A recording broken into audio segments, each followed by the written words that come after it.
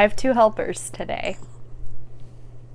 Let's hope they don't get in a fight. Hey y'all, my name is Nat. I hope you're having a terrific day today, and for this video we are going to be doing a Raid My Shelves reading vlog. Before we get into anything bookish, however, make sure to hit like and subscribe down below, as well as tell me in the comments, did you ever have to read The Outsiders for school? Because I feel like everyone I know did. So yes, we are raiding my shelves again, and what better theme than a original book and a reimagining. So first off, we have The Outsiders by 𝗖cie heç𝘁𝗰𝘁. I absolutely loved this book when I read it at 13 for school. It's probably up there for one of the best required readings I ever had. This story is following a group of misfits known as the Greasers, specifically Pony Boy, and unfortunately they are in a constant war with the rich kids in their town known as the 𝗖cie, and it ends up developing into so much more. I've been wanting to reread this for years. I have this gorgeous 50th anniversary edition with the new cover, then the end pages with all of the quotes. Plus, it has a few extras at the back about 𝗖cie heç𝘁𝗰𝘁's writing process, as well as the creation of the movie, so I'm very excited to finally take advantage of this copy I bought when I was in college. On the opposite side with the reimagining, we have Bad Girls Never Say Die by Jennifer Matthew. My mom picked this one for me because she read the inside flap, which says, a gripping, gender-flipped reimagining of The Outsiders that explores the deep bonds of female friendship and what it takes to be a, quote, bad girl. Set in 1964 Houston, Texas. So between reimagining of The Outsiders, feminism, and then Texas, my mom knew this just sounded like it was up my alley. I've previously read another of Jennifer Matthew's books, 𝗖cie, which I really loved, also focused on feminism in a Texas town, so here's hoping that I will enjoy this one just as much. I know we are following another outcast group, but this one is girls, and one night, one of the girls, 𝗖vie, is actually attacked and is saved by one of the kids from the right side of the tracks, and it totally flips her entire perspective on this feud. So this finally gives me the opportunity to reread a favorite and read a hopefully new favorite. We'll see. Obviously, we have to go with the original first, so I will update you guys when I guess I've hit 50% into The Outsiders. Hey guys, so I have surpassed the halfway point into The Outsiders by 𝗖cie heç𝘁𝗁𝘁. Like I said previously, this was a reread, so understandably I'm working through it very quickly.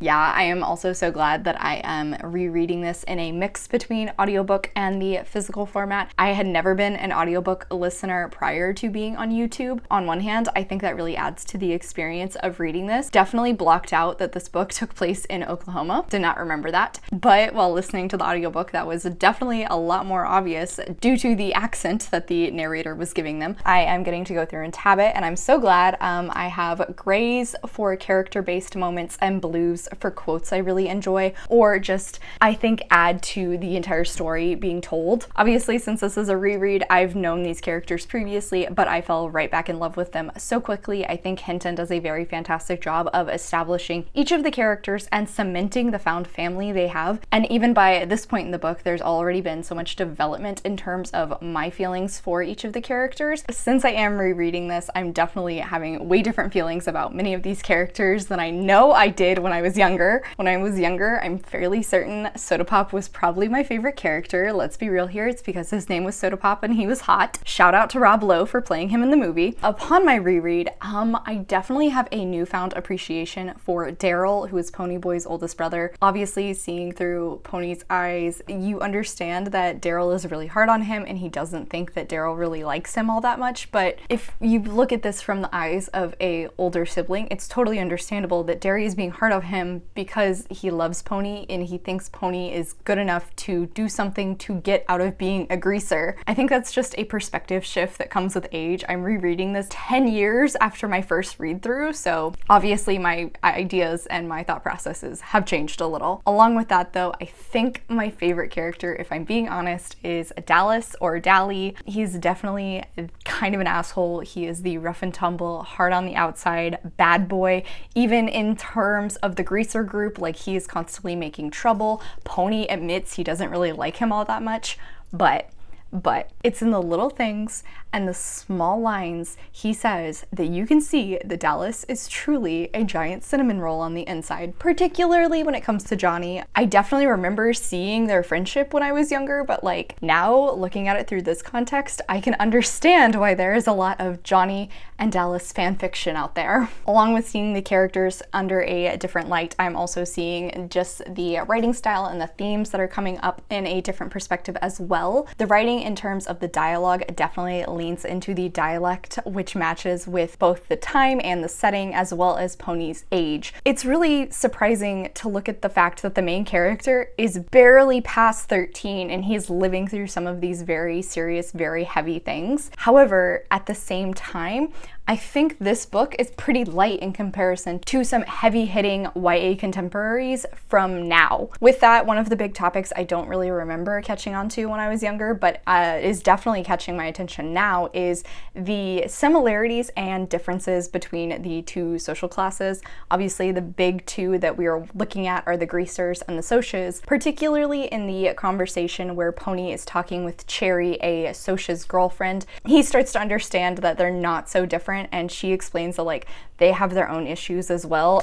Looking back on this conversation, Pony realizes the fact that people from his side of town are more likely to be punished for the same kind of issues than the socias are, and when they are punished, chances are they will be more severely punished. Obviously, in this situation, this is looking at class and wealth disparity, but that is obviously also an issue that can come up in terms of racial inequality. Again, just something that is making me appreciate the fact that I'm rereading this with new eyes, having more experience and more education under my belt so I can understand things and look at them from a different perspective. The writing is so easy to connect with. I am blasting through this. It is so easy to sympathize and connect with Ponyboy, as I think it's so impressive how well Hinton has managed to put us into his shoes and really just experience everything alongside him. I'm loving this. I love the found family so much. I know the things that are coming and I'm trying to prepare myself for them because I remember crying at them when I read this book in middle school, and by that point I didn't really cry at a lot of stuff yet. I cry all the time now. This is gonna be fun.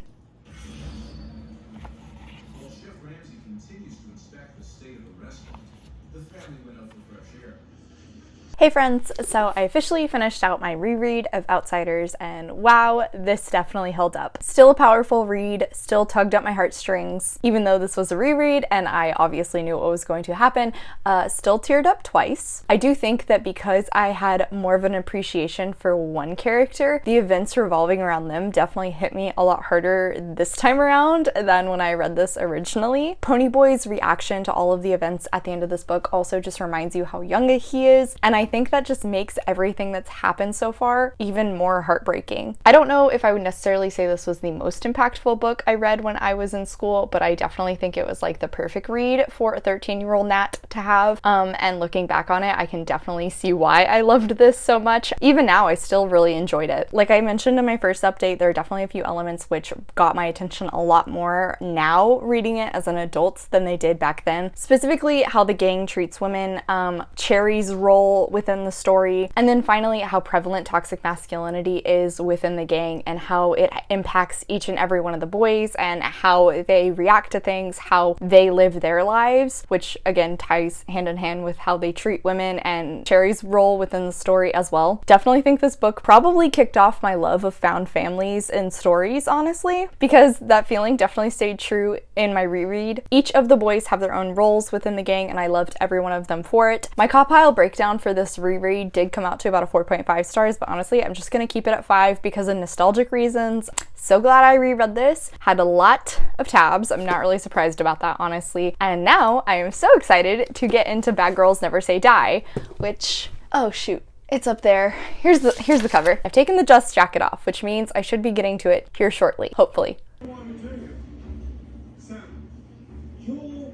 Hey friends, this is a late night update because not only have I hit the halfway point into Bad Girls Never Say Die, but also I'm enjoying this so much that if I don't film it now, I don't think I will film it. However, unfortunately for me, I don't have any notes, which means this is a chaotic bunch of thoughts that are just randomly popping into my head. Outsiders retelling. Thus far, I am very much enjoying it. There are certain elements which I kind of just came to expect. There's a clear difference between the two socioeconomic groups. So the the greasers in this one, I don't think they really have like a title. They're kind of just known as like the trashy people, whereas the 𝗖cie are instead called tea sippers. I wouldn't really say, as far as characters go, that there are clear connections between those in this one and those in the Outsiders, excluding our main character Evie, who is obviously supposed to be the pony boy. She's the youngest of the group. She is often considered the kid. She kind of just tags along and sees whatever they're doing. She wants to act tough as well, but in reality she's pretty sweet and obviously still fairly naive. However, the biggest event in the book so far happens very early on, and I think it directly correlates to a scene in the Outsiders which happens around the midway point. Rather than following Pony and Johnny, in this one we have Evie and Diane. Diane is actually kind of more the equivalent to Cherry in the Outsiders. She is a connection with the tea sippers, but at the same time she kind of isn't. Unfortunately for Diane, she has been cast out of her family and is now having to live with her aunt, who is also kind of seen as like the black sheep of the family and also lives in the lower income area. So obviously the socioeconomic differences is a big discussion taking place in this book. Not really surprising given the fact it's an Outsiders retelling, but apart from that, I also was really impressed that Matthew managed to include some discussions of racism given the time period, 1960s, set in Texas. Evie comments that technically segregation is not still ongoing in the area, but her school isn't yet integrated. They do allow in Mexican kids, but unfortunately one of the girls in the group, Juanita, is Mexican, and we see through her that she still is subject to a lot of racism. There's also been some background discussions on the civil rights movement which is taking place, and while Evie and her friends are definitely pro it, there are other kids in her school who are against it. So I appreciate that that discussion actually came up given the setting in this book. I think it would be pretty hard to ignore it. However, obviously the biggest one is feminism is a pretty big element in the story given the fact that it's the Outsiders through the eyes of girls. Well, with that, I will say there is a attempted rape which happens fairly early on, so content warning for that. And with that has stemmed many different discussions going out. The way the girls are punished in comparison to what the boys will be punished for, how the girls are seen by society in comparison to the boys, but also with that attempted rape, there's been so many nuanced mentions of victim blaming and the emotional trauma that comes with that sort of a situation, not even getting into an additional portion that goes with it. Yeah, so across the board, I'm really enjoying this. It's definitely making me think. As far as characters go, I think majority of them aren't as well fleshed out as I would really enjoy. Both Evie and Diane, who are the biggest main characters, are pretty well established. We can clearly see the personality they have. There's definitely some layers there that we have started to see under, but in regards to the rest of the gang and even some of the male members, there really isn't that much depth from any of them, unfortunately, so not the biggest fan there. As far as writing goes, I don't think this is really filled with all of these wonderful metaphors and allusions that are relating to the discussions being brought up. Instead, I think it's more the events and the discussions the girls have around said events that really brings up all of these important topics which Matthew is addressing. Also, I have to appreciate the setting. 1960s Houston, Texas. I definitely think the author did something clever in just utilizing different big name products which are not really around anymore. For example, she mentions Aquanet, she name drops Foley's as the department store.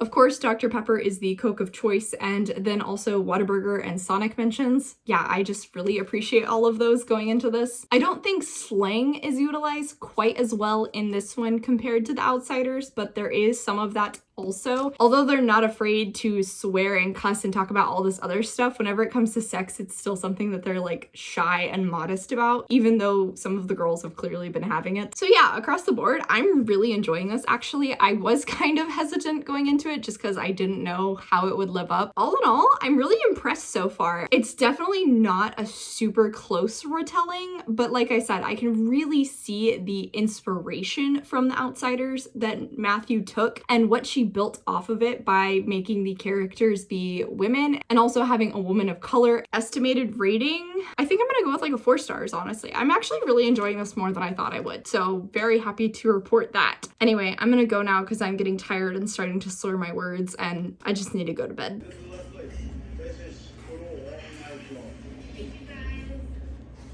Hey y'all, so I officially finished out Bad Girls Never Say Die, and I did end up enjoying this one, but I will say I do think this definitely falls under the young adult category, because honestly, I think the people that would benefit from this kind of a story most would be like 13-year-olds. Very similar to Matthew's other book, which I love, 𝗖cie. This definitely does a fantastic job of sparking some thoughts and discussions around feminism. Seeing as how the entire idea for this video came about because it's a retelling of Outsiders, I actually think this would be a fantastic foil to teach along with Outsiders and kind of compare the two, just like I'm doing here, and just talking about the difference and discussions which are brought up depending on the viewpoint and also when the book was written. I'm pretty sure I mentioned in my previous update that I had to praise the atmosphere in this. Matthew did a fantastic job of really consistently reinforcing where the story was set, the time period. I think she was clever in consistently sliding in different lines and name drops here and there, which would remind you,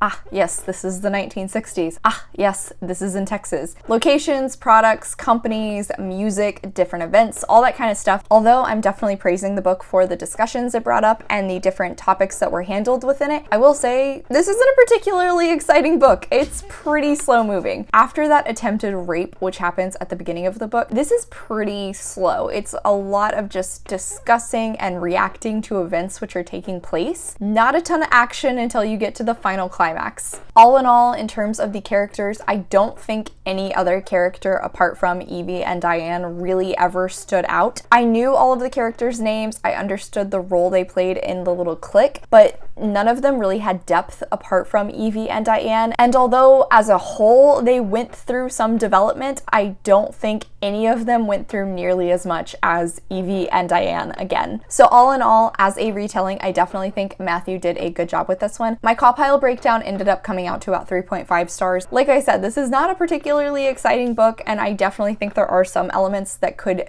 be improved upon, but the main topics and themes that were handled in this, I think were done well, be most beneficial to like 13-year-olds reading this kind of a book. Okay, so I am glad I finally got around to making this video because I had this idea ages ago, and thankfully I finally had the opportunity to reread one of my favorites from when I was 13. It still held up, and although I wouldn't really consider this a new favorite, I definitely found a book I would feel comfortable recommending to a lot of younger readers. Alright y'all, so that is it for today. Thank you so much for coming to my channel. I really appreciate it. Make sure to hit like and subscribe down below. I have all my socials linked in the description if you're interested in keeping up with what I am reading. I come out with videos on Monday and Friday, but until then, I hope you continue to have a terrific day.